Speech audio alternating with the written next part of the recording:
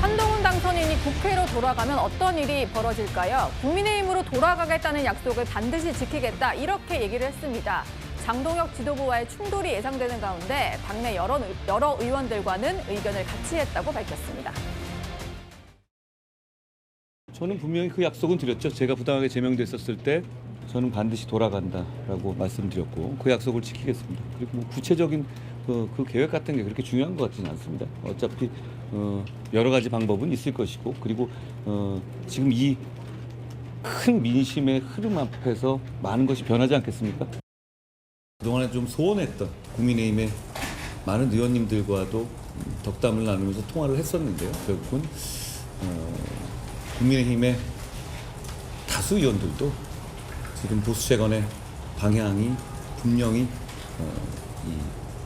필요하고 그리고 거기 그 과정에서 제가 제시했던 보수 재건의 어떤 그 명분이나 대의에 대해서 공감하시는 분들이 굉장히 많다라는 것을 제가 느끼고 있습니다. 결국은 이번 선거에 드러난 민심을 바탕으로 보수는 재건될 것입니다. 네, 전직 당대표로서는 처음으로 당에서 제명 조치를 당했고요. 무소속으로 국회에 다시 돌아가게 됐습니다. 이제 복당이 남은 과제가 아닐까 싶은데요. 이현종 위원님, 네. 복당을 하려면은 뭐 당 차원에서 적극적으로 나서지 않는 한 뭐 법적으로 좀 조치를 할 수도 있고 여러 가지 방법이 있을 텐데 어떤 걸 좀 계획을 하고 있을까요? 목마른 사람이 이제 우물을 판다라는 이야기가 있지 않습니까? 한동훈 후보 입장에서는 지금 굳이 당을 적극적으로 복당해야 될 어떤 면에서 보면 이유가 과연 있을까라는 측면이 있어요. 왜냐하면 지금 이번 선거 결과를 보시면 한동훈 후보가 이번 선거 결과 승리를 만들어냈지 않습니까? 그리고 본인이 정말 제명된 상황에서 두 대기업을 상대로 해서 벤처기업이 승리한 거 아니겠어요? 예. 그러니까 그만큼 이제 신화를 만들어냈죠. 그러면 이번 선거 결과를 보면 그럼 국민의힘 의원들이나 이 당원들이 어떻게 생각할까요? 자, 과연 그러면 국민의힘이 정말 앞으로 승리하고 하기 위해서는 어떤 식의 전략과 어떤 식의 인물이 필요할까라는 부분들은 이제 스스로 이제 느끼지 않겠습니까? 자, 그런 상황이기 때문에 굳이 한동훈 후보가 자, 빨리 좀 복당시켜 주세요 라고 이야기를 할 필요가 없다는 것이죠. 지금 아쉬운 것은 국민의힘입니다. 지금 뭐 장동혁 지도부가 사실 이번 선거를 통해서 사실상 민심에 의한 저는 탄핵을 받았다는 생각이 듭니다. 자, 그렇다면 자신들의 알량한 지위를 지키기 위해서 끝까지 어떤 지도 체제를 고집한다고 그러면 글쎄요, 2028년 총선의 승리를 예약할 수 있을까요? 그러니까 한 번 이 민심을 통해서 확인을 했는데 그럼에도 불구하고 우리는 그냥 이번에 몇 군데 이겼기 때문에 그냥 갑니다라고 이야기를 하면 이거는 민심에 대한 배반이죠. 자, 그러면 아마 제가 볼 때는 당원들이나 의원들이 가만히 있지 않을 겁니다. 예. 자, 그러면 결국은 이제 내부에서부터 한동훈 이 당선인을 복당시켜서 우리 당의 어떤 그걸 어떤 사용해야 된다. 우리 당을 위해 어떤 재건을 위해서 활용해야 된다라는 이야기들이 아마 자연스럽게 나올 겁니다. 그래야지만이 반감 없이 착륙하게 되지. 지금 상황에서 굳이 한동훈 후보가 이 당선인이 나 좀 빨리 해주세요라고 할 이유는 저는 전혀 없다고 봅니다. 예. 아마 당 내부적으로 한동훈 당선인의 복당을 언급하는 의원들이 많이 늘어날 것이다. 이런 말씀이셨습니다. 어제 한동훈 당선인이요. 개표 방송을 보던 중에 유독 한 사람에게만 박수를 치면서 반응을 보였습니다. 그 사람이 누굴까요? 어제 개표 방송 하실 때 배우는 뭐 크게 반응 안 하시다가 유희룡 후보가 이제 당선된 소식에 박수를 치셨는데 관련해서 말씀 한마디 해주시면. 저는 국민의힘의 비상대책위원장과 당대표를 하면서 많은 정치인들을 봐왔고 같이 일해왔거든요. 유희동 의원은 제가 경험한 바로는 좋은 정치인입니다. 좋은 정치인이 국회로 들어오는 것에 대해서 제가 박수를 보낸 겁니다. 유희동 당선인이 그 목소리를 내실 계획도 있나요? 저는 뭐 필요하다면 내야 되겠죠. 그렇지만 그게 한동훈 이제 의원이네요. 한동훈 의원이 우리 당과 함께 하는 것이 우리 당이 강화되고 또 그 목소리가 훨씬 더 강화되는 쪽이라는 차원에서 그거를 하는 거니까 거기에는 우선순위가 따로 있겠죠. 바로 입당시켜야 된다라는 게 최우선순위냐라는 부분은 좀 살펴볼 필요가 있을 것 같고요. 그렇지만 그렇다고 해서 그러면 그러면 한동훈 의원은 우리 당에 복당시키는 것이 우선순위에서 많이 뒤로 처지냐 이것도 아니라고 생각하거든요. 당내 수기 과정이 충분히 필요하다고 생각합니다. 네, 벌써 당선된 첫날부터 한동훈 당선인의 복당 얘기가 거론이 되는 그런 상황입니다. 두 사람은 사실 이제 한동훈 당선인이 비대위원장 시절에 당직으로 호흡을 맞춘 적이 있는 그런 인연이 있는데요. 문종영 대변인님, 예. 유이동 당선인도 저희가 잠시 뒤에 또 얘기를 나눠보겠습니다만 얘기를 들어보면 한동훈 당선인이 당에 돌아오는 게 좀 당이 강화되는 거다, 뭐 이런 얘기는 하네요. 네, 아무래도 이제 한동훈 의원이죠. 이제 한동훈 의원이 전 비대위원장 시절 유이동 당시 정책위 의장과 같이 일을 해본 경험 때문인지 본인의 우군이라고 생각하는 것 같습니다. 그러다 보니까 이제 무의식적으로 박수도 이렇게 나오고 한 것인데 제가 봤을 때 저런 박수 치는 모습이 지금 저희 당에 필요한 것 같습니다. 어떻게 보면은 이제 한동훈 의원이 선거 운동 당시에도 선거 막판에 보수 재건에 함께 뜻을 함께 하는 사람들과 화이팅을 보내드린다, 뭐 함께 응원한다 이런 메시지를 낸 것을 제가 기억을 하는데 그 보수 재건에 함께하는 사람들의 풀이 꼭 본인과 지도부를 같이 했던 사람이 아니라 지금 어떻게 보면 한동훈은 절대 안 된다 이런 세력들이 아직도 당에 많이 있고 그런 지지자들이나 당원들이 많이 있어요. 예. 그게 현실이기 때문에 만약에 한동훈 이제 의원이 정말로 이 보수 재건의 어떤 진정성을 보여준다고 한다면 본인과 조금 거리가 먼 의원들, 어떻게 보면 지금 뭐 언론이나 이제 흔히들 얘기하시는 이제 거 들어보면 당내 아직도 한 30명에서 40명 정도는 목소리를 내고 있지 않지만 어떻게 보면 일종의 좀 눈치를 살피는, 뭐 특별히 뭐 한동훈 의원과 친한 것도 아니고 그렇다고 장동혁 대표한테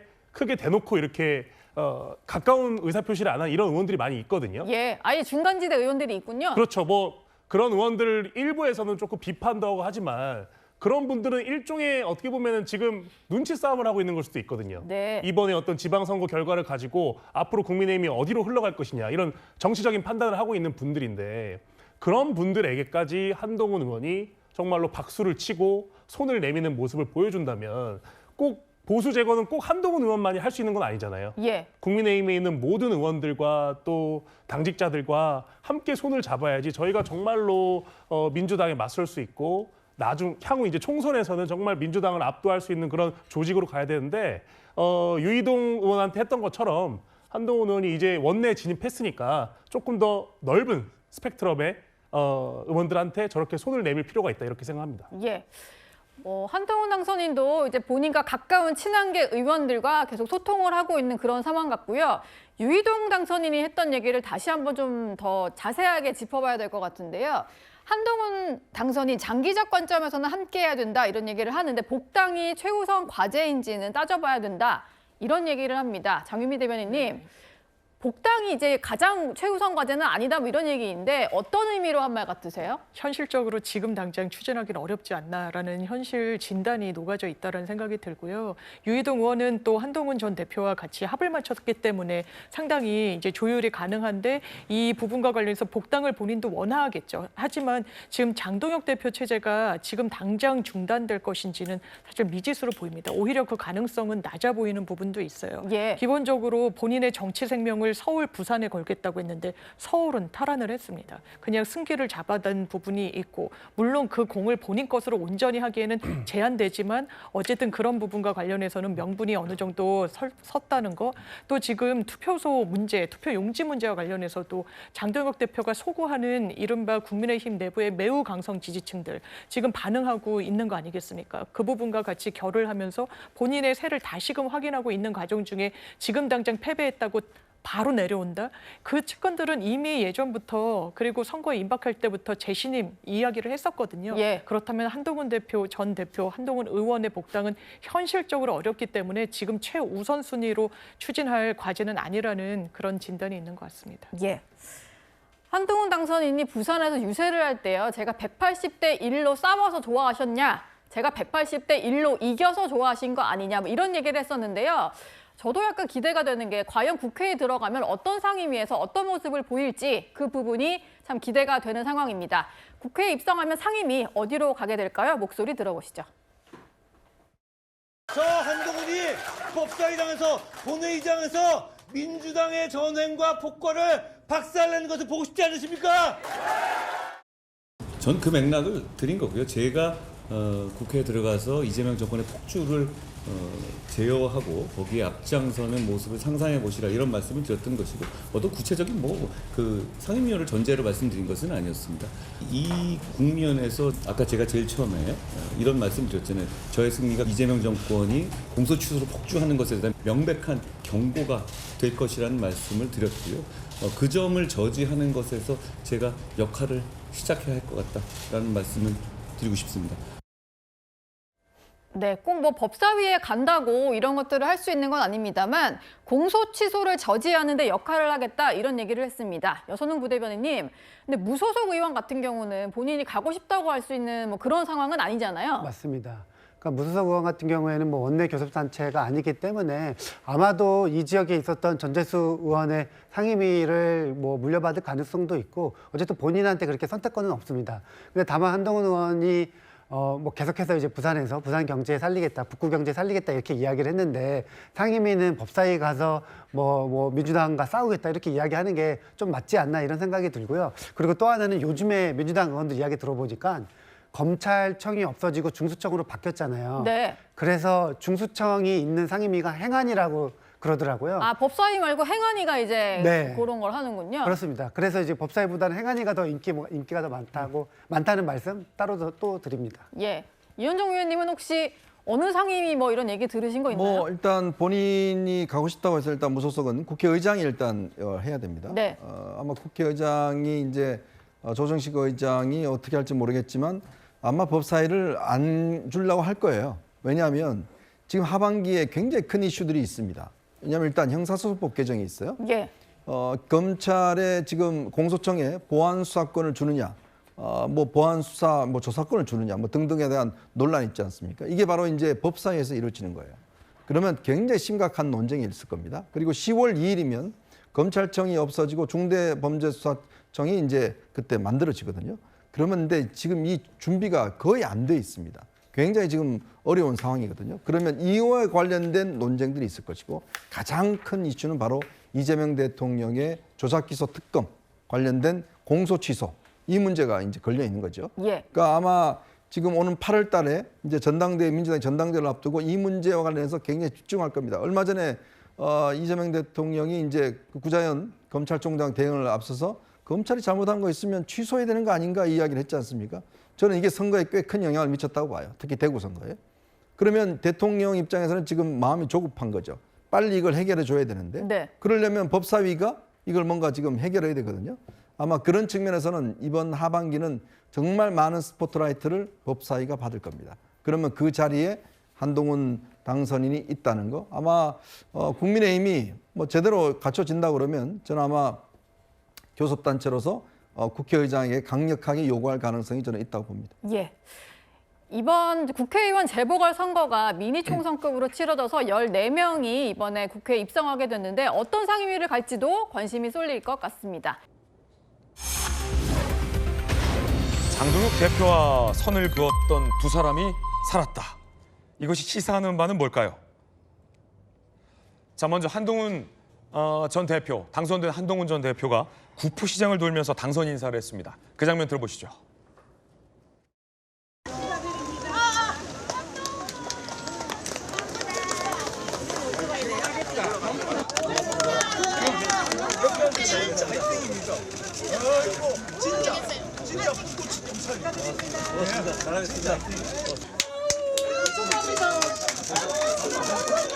고생 많이 했어요. 고생 많이 했어요. 내가 보면서 정말 김우식 교수님, 네. 새벽 2시쯤이었죠. 네. 한동훈 후보가 계속 밀리다가 새벽 2시부터 이제 역전하기 시작하지 않았나요? 맞습니다. 사실은 이제 출구조사도 사실은 이제 초경합으로 나왔고 그리고 출구조사에서 하정 후보가 이기는 것으로 나왔습니다만 초반에 개표 상황이 진전되다가 새벽 1시 반경 일단 캠프에서는 일단 개표 참가관이 가 있기 때문에 개표 참가관이 조금 더 일찍 이겼다라고 이제 소식을 전하더라고요. 그리고 이제 이게 개표 방송에서는 2시경에 이제 이게 확인이 됐는데 저는 저 승리가 굉장히 그 값진 승리라고 생각을 합니다. 우선은 이 국민의힘의 당대표까지 지낸 사람이 국민의힘에서 이른바 제명을 당해서 쫓겨난 상황이잖아요. 네. 그러면서 국민적인 어떤 지지와 격려 속에서 무소속으로 당당히 승리해서 돌아왔기 때문에 제명과 이른바 출당 조치라는 게 얼마나 부당한 것인가를 국민과 민심으로 확인받고 돌아왔다는 면에서 정치적 정당성을 재확인했다. 그런 면에서 일종의 정치적 부활이라고 볼 수가 있고요. 그것도 3파전에서. 그렇습니다. 그리고 두 번째로는 저기가 사실 본인 연구가 없는 데 아니에요. 예. 근데 내려가서 정말 한 2달 반 동안 정말 열심히 해서 그 부산 북갑에 있는 저 많은 유권자들과 정말 겸손하게 그 인사드리고 지지를 호소해서 아슬아슬하게지만 어쨌든 이겨와서 돌아왔기 때문에 정치인 한동훈으로서도 저는 상당히 많은 검증을 통과했다고 볼 수 있습니다. 그전에는 뭐 엘리트 검사, 그리고 법무부 장관, 그리고 당대표 비대위원장 이렇게 정치 생활을 해왔습니다만 실제 본인의 선거를 저렇게 밑바닥부터 가가지고 정말 연고도 없는 데 가서 이겨갖고 온 건 사실 기적 같은 일이거든요. 그러면서 보면 정치인 한동훈으로서도 맷집과 이 내공이 단단해졌다. 이런 의미에서 저는 그 평가가 또 분명히 있을 수 있고요. 세 번째로는 이제 국민의힘에 미치는 영향력이죠. 국민의힘이 지금 장동혁 체제로 되어 있습니다만 윤어게인 세력 그리고 대통령 윤석열 전 대통령의 계엄 내란 세력과 어떻게 결별할 것인지에 대해서 아직 정리를 못하고 있기 때문에 국민의힘에 대한 한동훈 대표의 생환이 어떻게 선한 영향력을 미칠지 앞으로 크게 주목받는 부분이라고 할 수 있겠습니다. 예, 유영원 의원님 같은 경우는 부산도 슬쩍 다녀오신 걸로 제가 알고 있는데 선거 기간 내내 슬쩍 플러스 공개적으로도 다녀오셨고 어떻게 보십니까? 이제 오늘 한동훈 네. 전 대표가 국회 등원하는 거예요? 국회의원으로? 네, 맞습니다. 바로 등원하네요. 오늘 오후에 예. 이제 국회의장, 부의장 선거가 있고 이어서 이번에 이제 14분의 새로운 국회의원이 탄생하지 않았습니까? 네. 그분들 선서가 있습니다. 거기에 이제 한동훈 전 대표도 포함이 돼서 이제 국회의원으로서 이제 첫 등장을 하게 되는 거죠. 아직도 무소속이에요? 예. 그 한 대표께서도 이제 당에 돌아가겠다는 말씀을 어제 기자회견에서 하셨는데 이제 그 부분은 결국 이제 시간이 문제일 뿐이지 실현은 되리라고 생각을 합니다. 다만 저는 너무 서둘러서 이제 무리하게 추진하는 것은 바람직하지 않은 면도 있고 현실적으로 또 장동혁 대표가 지금 어제 이제 그 페북 메시지 통해서 계속 계시겠다. 쉽게 얘기하면 버티시겠다 이런 의향을 밝히지 않았습니까? 예. 이제 어떤 민심의 요구, 요망과는 거리가 있는 이러한 태도를 보이셨는데 요즘 SNS에서 유행하는 말 중에 이런 말이 있다고 어떤 하더라고요. 예, 모장무사라고요. 모장무사. 무사. 예. 모장무사가 무슨 뜻입니까? 예, 뭔 얘기냐면 모두 장동혁의 무가치함과 싸우고 있다. 이게 이제 그 SNS, 유튜브에서 모두 장동혁 대표의 무가치함과 싸우고 있다. 예. 그래서 그런 말이 나올 정도 상황인데 본인과 그 가까운 데 계신 분은 잘 모르시는 건지 애써 무시하는 건지 모르겠으나 이제 그런 면에서 앞으로 당내에서도 좀 어떤 갈등 이런 것들 부분이 있을 수 있다고 생각하는데 저는 사필 규정으로 가지 않을까 그렇게 예상합니다. 예, 한동훈 당선된 한동훈 의원이 어제 기자회견을 가졌습니다. 뭐라고 얘기했는지 들어보시죠. 지금 국민의힘을 마치 대표하는 것처럼 보이는 당권파들이 보이는 언행들은 보수정당이 가져오니 품격이나 실력에 맞지 않습니다. 그런 부분에 대해서 이제는 좀 반성하고 방향을 제대로 잡아야 한다라는 생각을 합니다. 제가 천년 만년 무소속일 것 같으면 이렇게 모이셨겠습니까? 결국은 북구가 사람들 관심의 중심이 되고 북구에 대한 어떤 그런 관심이 이어지게 하는 게 대단히 중요하다고 생각합니다. 이미 시작됐다라고 생각하고. 자, 복당에 대한 강한 의사를 내비쳤습니다. 천년만년 무소속이면 이리 모이셨겠나? 라는 이 농도 던졌는데 김표 의원님, 낙선한 하정우 후보는 안타깝게 낙선했지만 모두가 다 열심히 한 선거였으니 한동훈 후보가 당선이 됐잖아요. 이제 당선인이고 오늘 등원을 하는데 복당 문제가 좀 남았습니다. 어떻게 관측하십니까? 아마 근데 이제 장동혁 대표 체제가 내년까지 1년 정도 남았죠. 그런 상태에서는 장동혁 대표가 있는 한은 아마 복당은 좀 어려울 거고 그것 때문에 국민의힘에서도 조금 내부적으로 좀 여러 가지 어려운 점이 좀 있지 않을까 싶고요. 지금 이미 다른 많은 의원님들이 장동혁 대표 책임 얘기하면서 사퇴 얘기를 하고 있지 않습니까? 근데 이제 사퇴가 되지 않는 한은 아마 한동훈 무소속 의원을 이제 의원이죠. 한동훈 의원을 받아들이진 않을 것 같고 다만 이번에 좀 부산 북구 갑의 그 지역구에서 선거에서 조금 아쉬운 점은 뭐냐면 저는 이제 민주당 국회의원이기 때문에 사실 하정우 후보가 제가 보기에는 이제 그 부산에서 낸 아주 훌륭한 인재라고 저는 생각하거든요. 정치적으로도 굉장히 가능성이 높고 한데 부산 시민께서 이번에 선택을 안 해주셨지만 앞으로도 지켜보시면 굉장히 훌륭한 자원이 될 거다 이런 생각을 하고요. 국민의힘 후보인 박민식 후보가 15% 받았다는 것이 지금 국민의힘이 처한 현실을 그대로 보여주고 있다 이런 생각을 합니다. 막판에 부산 북구갑에서 이제 그 보수적인 분들이 한동훈 후보를 이제 모아준 것이 지금 한동훈 후보가 당선된 어떤 결정적인 요인이라고 저는 보고요. 다만 아무튼 하정우 후보가 좀 아쉽다 이런 생각을 좀 많이 하고 있습니다. 네. 자, 한동훈 후보의 복당 문제, 친한계에서는 복당은 시간 문제다 이렇게 전망하고 있습니다. 당권파가 아무리 막으려 해도 복당은 시간 문제. 영남권 중진 의원 한동훈 당선인이 원내 입성했으니 이제는 화합해야 한다라는 얘기 나오고 있습니다. 하지만 장동혁 대표와 가까운 조강한 최고 이미 평가가 끝난 분이고 외면의 대상 복당이 불가능하다. 지난 2일에 이렇게 밝힌 바도 있습니다.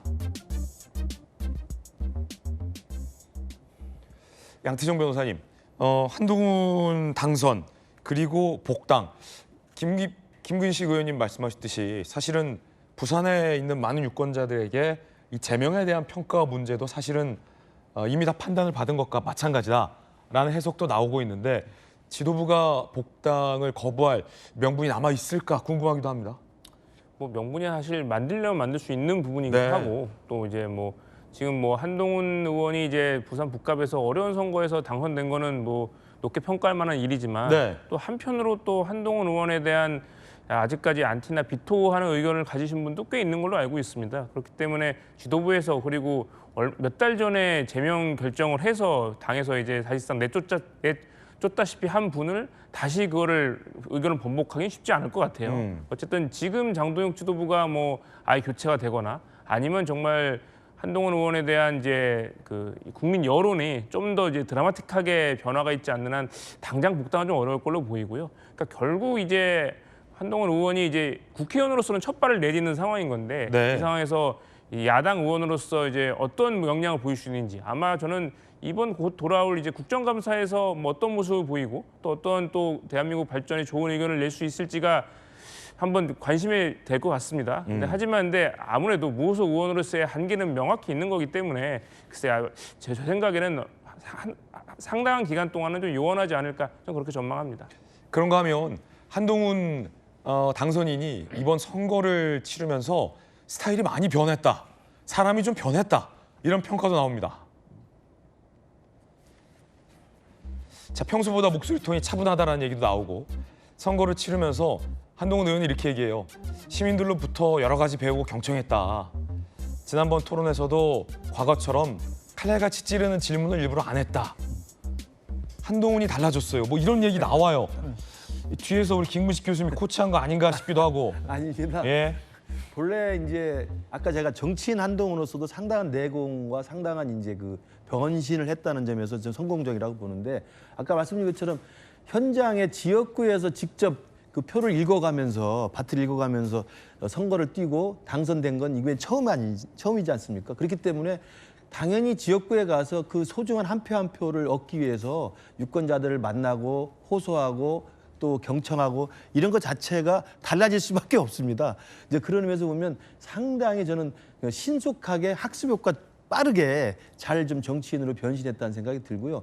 아까 지금 그 화면에 나온 것처럼 과거에 한동훈 하면 일단 좀 그 싸납게, 예. 그다음에 상대방의 그 아픈 부분을 콕콕 찔르면서 정확히 논리적으로 이렇게 반박하는 게 굉장히 특장이 있었지 않습니까? 네. 특히 이제 법무장관 시절에 1대 180이라고 할 정도로 민주당 의원들과 매일 싸우면서도 지지 않고 밀리지 않는 그런 논리적인 이 설득력이 있었는데 이제 정치인 한동훈으로서는 이제 그것도 필요하지만 그러니까 민주당과 이재명 정권과 싸워야 된다고 하는 이 전투사의 의미도 필요하지만 또 지지자들과 유권자들과 국민들에게 얼마나 그 정치인으로서 온화하게 다가갈 수 있는가 이것도 필요한 것이기 때문에 또 장래에 지금 뭐 국회의원 한 번 할 것으로 끝낼 뿐은 아니잖아요. 예. 그렇기 때문에 아마 스스로의 정치인으로서의 긍정적인 변화 그리고 양수겸장이 될 수 있을 정도로 전투력과 리더십이라는 것을 동시에 가질 수 있는 그런 식의 저는 긍정적인 변화가 이번에 지역구 내려가 가지고 고생하면서 승리하고 돌아오면서 굉장히 많이 깨닫고 학습한 게 아닌가 이렇게 좀 평가를 합니다. 무소속인데 복당이 되기 전까지 그럼 상임위는 어떻게 해요? 상임위는 아직까지 제가 이제 말씀 들은 바는 없는데 네. 그 아까 이제 그 선거운동 관련해서 한 말씀만 좀 제가 이제 몇 번 내려가서 이제 가까이서 보기도 했는데 예. 사실은 우리 김 교수님이 잘 말씀해 주셨지만 한동훈 대표가 이제 조선 일종의 이제 한때 조선제일검이라는 평을 정도로 이 싸움에는 굉장히 영향을 발휘했는데 어떤 인간적인 면, 그러니까 술을 못 드시잖아요. 그러니까 그런 면도 그렇고 좀 부족하다. 뭐 이제 그런 얘기도 들었는데 이번 선거가 의미가 있는 것은 정치인으로 사실 이제 그런 인간적인 부분도 굉장히 중요한 덕목인데 그 부분에 대해서 저를 포함해서 이른바 친한계 의원들도 놀랄 정도로 상당히 새로운 면모를 보여줬다. 이게 저는 상당히 의미가 있는 부분이 아닌가 싶습니다. 무소속도 상임위를 배정받을 수 있습니까? 당연히 상임위 배정받죠. 그렇군요. 그래서 아직까지는 구체적으로 말씀을 들은 바가 없는데 아마 오늘도 뭐 이제 좀 만남이 있을 것 같은데 좀 법사위 얘기도 좀 나오던데요. 네, 그러니까 본인이 가장 잘하실 수 있는 건 아무래도 이제 전공 분야가 그쪽이니까 법사위? 네, 법사위 가실 가능성도 있다고 보는데 아직까지는 제 구체적으로 확인 바는 없습니다. 그렇군요.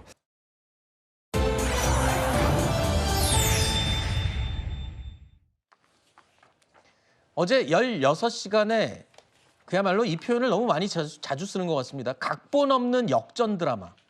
이 역전 드라마를 쓴 오세훈 시장은요. 최초의 5선 서울시장이라는 타이틀을 쥐었습니다. 그리고 오늘 곧바로 서울시청에 출근해서 업무에 복귀했습니다.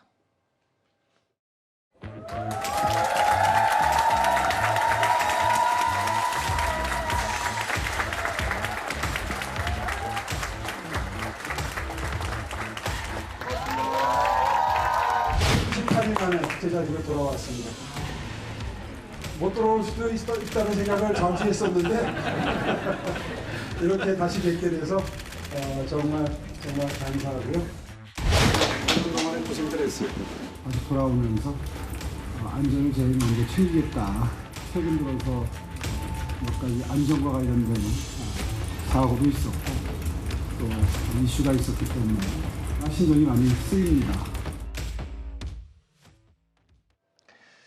이 선거 출마 때문에 오세훈 시장 직무가 정지됐었죠. 그리고 38일 만에 오늘 이제 서울시청으로 다시 출근을 한 겁니다. 그리고 출근하자마자 이제 곧 닥칠 장마 대비, 그러니까 여름철 대책 특별 점검 회의를 주재했습니다. 그리고 무엇보다 이번 선거를 치르면서 가장 논란에 휩싸였던 부분이죠. GTX 철근 누락 논란을 언급했습니다. 그러면서 곧바로 안전 점검에 착수하겠다라고 공개적으로 약속을 했습니다. 이번 선거에서 오세훈 시장을 가장 곤욕스럽게 만들었던, 그리고 정원호 후보로부터 가장 강력한 공격을 받았던 이슈이기도 하죠. 그래서 이 복귀하자마자 이 부분에 대한 해결 그리고 이 방지를 약속을 했습니다. 그리고 또 하나의 역전 드라마, 한동훈 무소속 의원도 이제는 의원이라는 표현을 써야 되겠죠. 당선인이죠, 정확하게는. 치열한 역전극 끝에 의원 배지를 다는데 이제 성공을 했습니다. 한동훈 의원 당선 직후 처음으로 찾은 곳은 어디였을까요? 바로 선거 기간 내내 문지방이 닳도록 찾았던 바로 그곳, 구포시장이었습니다.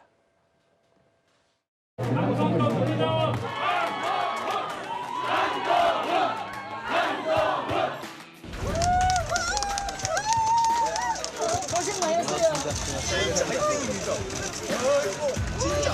고맙습니다. 잘하겠습니다. 축하드립니다.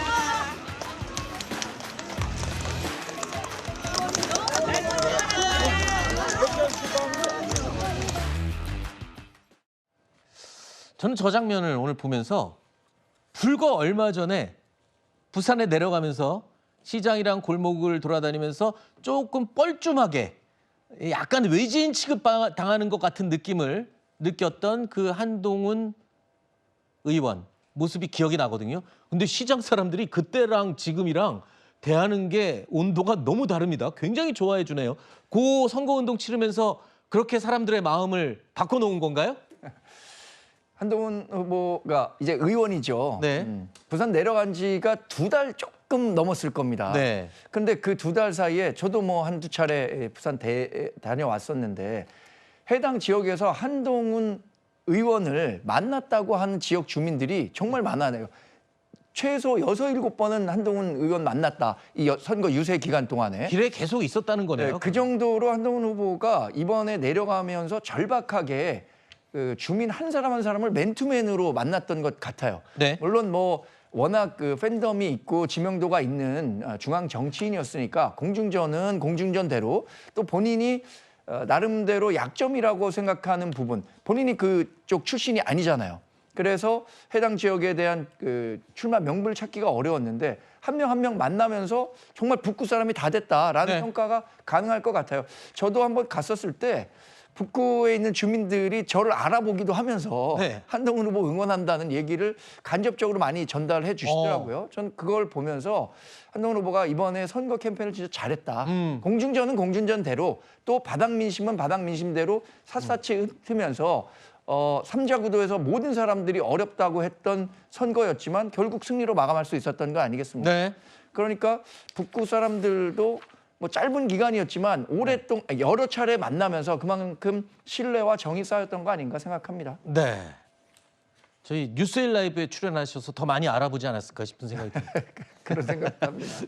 자, 이 한동훈 당선인, 한동훈 의원 부산에 내려가면서 보수 재건을 외치고 내려갔다가 나중에는 나는 여기 머물겠다라고까지 얘기를 했거든요. 근데 보수 재건을 하러 여기도 와야 되고 저기도 계속 머물어야 되고 굉장히 바쁠 것 같아요. 일단 주민들이 이런 조언을 했습니다. 초심을 잃지 말라고. 네. 그렇죠? 저도 박지원 민주당 의원이 했던 얘기 한동훈 의원이 명심을 쓰면 좋겠습니다. 금기원래라고 했잖아요. 네. 금요일 날 밤에는 해당 지역에 가고 월요일 날 다시 들어와서 서울에서 의정 활동하고 있다. 그거를 지난 10여 년간 계속했다는 거 아닙니까? 한동훈 후보도 지금 북구 갑 주민들이 보여줬던 그 신뢰와 응원 이것을 잊지 않고 초심을 갖고 한다면 저는 이걸 발판으로 해서 더 큰 정치인으로 갈 수도 있는 계기가 될 수 있을 것이라고 생각하고 아마 북갑 주민들도 그런 염원을 갖고 있을 겁니다. 네. 자, 그런데요. 한동훈 의원이 이제 배지를 달고 여의도에 입성을 하면서 당선자 선서 이후에 본격적인 이제 의정 활동에 들어가겠죠. 그러면 국회에서 마주칠 사람들이 몇 명이 있습니다. 그런데 이 다른 의원들, 마주칠 의원들, 여러 의원들 가운데 이분들과 마주쳤을 때 어떨지 관심이 좀 쏠리고 있어요. 일단 김남국 안산갑 의원, 그리고 김의겸 군산 김제 부안갑 의원. 이 두 의원과는 참 악연이 많죠. 그렇습니다. 일단 그 한동훈 의원이 오늘 이제 오후에 본회의에서 의원 선서를 하면서 공식적으로 활동을 시작하게 될 것 같아요. 김의겸 의원과는 지금 소송 중이잖아요. 네, 그렇습니다. 청담동 사건 저 때문에. 자리에 14명의 의원들께서 이제 그 의원 선서를 하게 될 텐데 그중에 이제 화면에 나오고 있는 김남국 의원은 본인의 인사청문회 때 이모 논란 가족을 이제 검증한다라는 취지에서 질문을 했는데 그때 논문을 누구랑 썼느냐 이모 씨가 이모냐 이렇게 얘기했던 적이 이모 논란의 주인공 네. 김남국 의원과 마주쳤습니다. 그렇습니다. 김남국 의원도 이제 지금 다시 이제 이번에 재보궐을 통해서 재선이 된 것이고요. 지금 화면에 나오는 김의겸 의원은 지난번에 청담동 술자리 그 자리에 그 한동훈 당시 법무부 장관이 참석했다 이런 한정적으로 말해서 의혹을 그렇죠. 제기해서 그래서 그것 때문에 이제 두 사람 간의 허위 사실 유포에 대한 이제 명예훼손 이런 부분으로 손해가 이제 그 소송이 진행이 됐던 상당히 좀 껄끄러운 상황들이 있는데 그래서 이제 저것은 이제 의원대 장관의 어떤 관계였다고 한다면 네. 지금은 동료 의원으로서 오늘부터는 이제 같이 얼굴을 봐야 되는 상황 네. 아닙니까? 앞으로 한동훈 의원 또 김남국 의원, 김의겸 의원이 의정 활동을 어떤 방향에서 어떻게 할지는 뭐 이미 그 당이 진영이 다르기 때문에 어느 정도는 예측이 가능합니다만 저 두 분이 설령 혹여라도 같은 상임위에 만약에 배정이 돼서 어이구. 마주 앉아 있는 그런 상황이 온다면 네. 또 어떤 또 의정 활동의 모습을 보여줄지 그것도 뭐 한번 유심히 지켜볼 수 있는 관전 포인트가 아닐까 네. 싶습니다. 편할 것 같진 않아요, 그죠?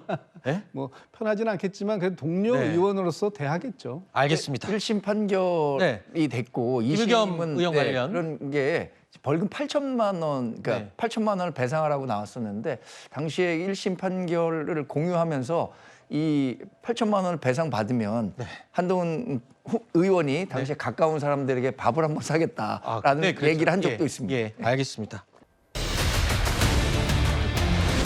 네, 미니 총선급이었던 재보궐선거 화제의 당선인들이 참 많습니다. 특히 악연으로 얽힌 인물들이 국회에서 제외하게 됐는데요. 누구일까요? 직접 확인해 보시죠. 이 논문을 일저자로 썼습니다. 이모하고 같이. 공저자가 아니라 일저자로. 누구와 같이 썼다고요? 이모하고요. 이모. 제 딸이요? 그렇습니다. 이모하고 제 이모 누구의 이모 말씀이세요? 그 게리티 원칙에 대해서 후보자 아시나요? 게리티 원칙에 대해서.